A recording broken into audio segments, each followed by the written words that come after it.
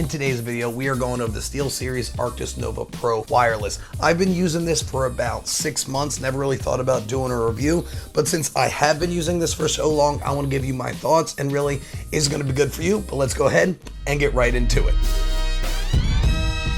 I did get the Xbox version just so it can go with Xbox, and you could still put it into a PS5.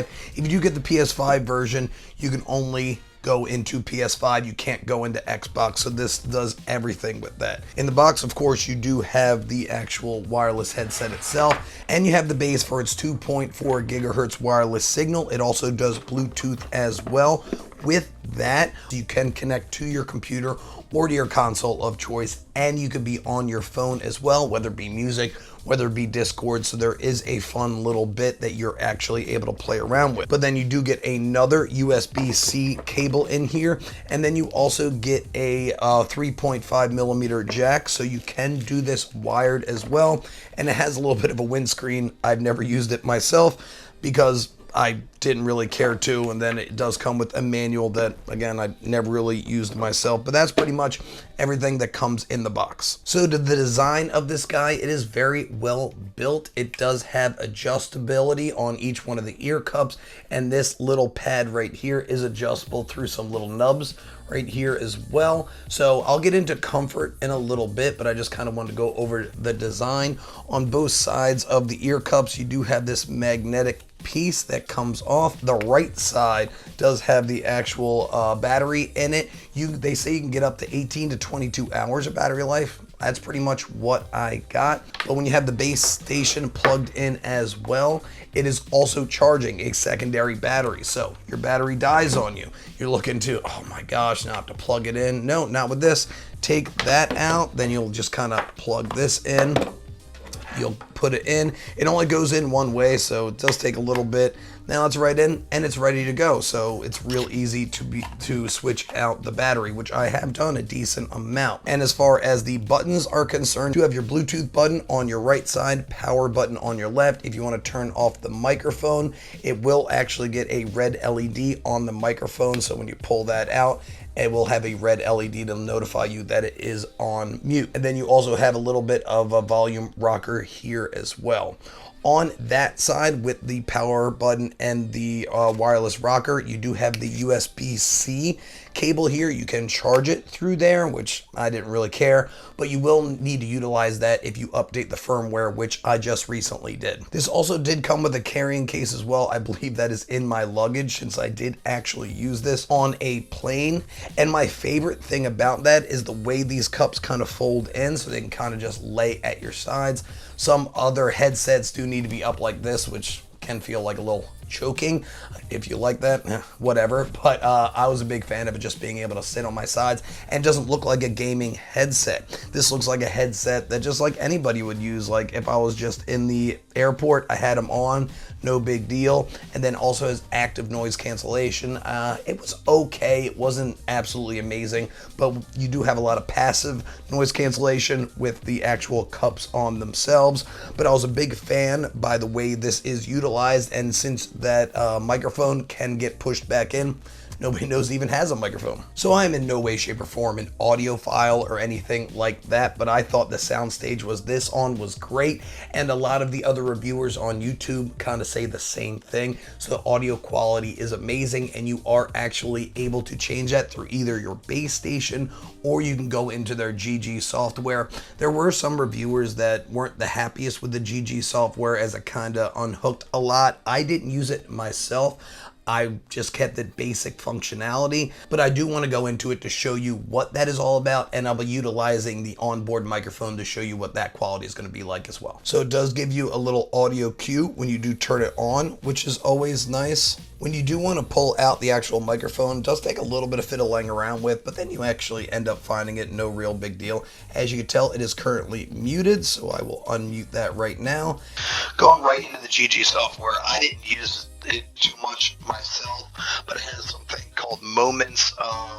Not really too sure, but if you want to mess with the EQ a little bit. The EQ is going to be built right in here. Apparently equalizer is disabled when sonar is active, so this is its newer feature that I did have to go through an update with, and to turn that off, all you got to do is go into settings and turn that off, and then we can bounce right back out of settings, go right back into the engine, and then you can kind of mess around with this a lot. You revert back to it. They have customs, bass boost, focus, clarity, and stuff like that, which is very nice. You could change out the mic volume. I'm not exactly sure how this is going to sound, but that is available. The side tone, not really sure what that means. There's a giveaway. I'm not going to get into that, but then the settings are here as well. There's a lot of things you can do. Has game detection on, which is real nice, and it'll actually change out your profile if you do end up switching it. So if you want to hear footsteps a little bit easier, that is great, but that's all built in. But again, I didn't really go into this that much. So with the base station right here, there's a lot of ways to get involved. There is, of course, the volume rocker, and that's a way to get around settings as well. There is a capacitive touch button right on this side. That's a little bit more interesting to get involved with. Gives you a lot of extra things to work through. I'm not exactly sure how well this is reaching on camera, but you see basically a black and white monochrome display. No real issues whatsoever. USB input, wireless, whichever way you like, and you can go into the settings of each one, Xbox, USB, stuff like that. All you gotta do is hold that center button to be able to move around. You can get into your audio options, mess around with your equalizer a little bit, your gain, side tone, mic volume, all is there, and this is gonna be your back button. Some people had a little bit of issue with the back button, but I didn't really have too much. Of course, you have your 2.4 gigahertz, or you have your Bluetooth options. They're built right in. You can get in a different line out. So there's a line in and a line out back here on the 3.5 millimeter jacks. And then you can mess around with system settings as well, mess around with display, the lead, power. So there's a lot of things just on here if you need some quick settings that are built in. But my use case when my family was asleep, I utilized this for editing my videos. Quality was great. My biggest knock on this is going to be a little bit of the comfortability on my end. I do have a little bit of wider ears, and on the side of this cup for ANC, there is a microphone that kind of protrudes out a little bit, and that did rub around the tip of my ear. Not a lot of people and reviewers actually said something about that, but on my end, I did have to mess around, move it up a little bit, and every so often I just had to do a little bit of an adjustment. They always say bigger eared people, you will need to adjust up and down a little bit, but then if you have just, I guess, you regular sized ears, a lot of people, it is very comfortable around the head, and other than that little bit of discomfort around my ears, I could keep this on for hours on end, and it didn't get too hot either.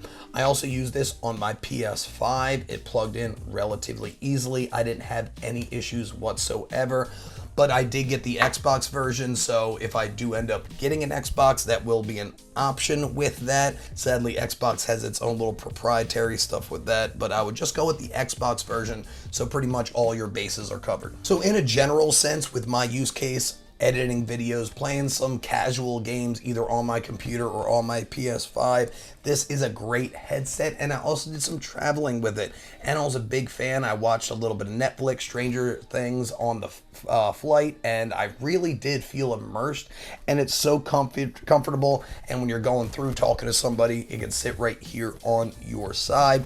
With that, about 18 to 20 hours of battery life, and of course, it has its extra battery as well that does get put into its base station. I don't really have too many knocks on this personally, other than a little bit of the discomfort around the tip of my ears. I was really happy with this device. If you would like to purchase the device, I will be placing a link down below that's going to shoot you to Amazon, and a little bit of that purchase is going to help me grow my channel. But if you really enjoyed this video, please smash that like button, and if you really enjoyed maybe me, go ahead and subscribe to the channel, hit that notification bell so you're one of the first ones to know when my newest video comes out. But as always, guys, stay happy, stay healthy, and above all, stay positive. I'll see you guys in the next one. Bye.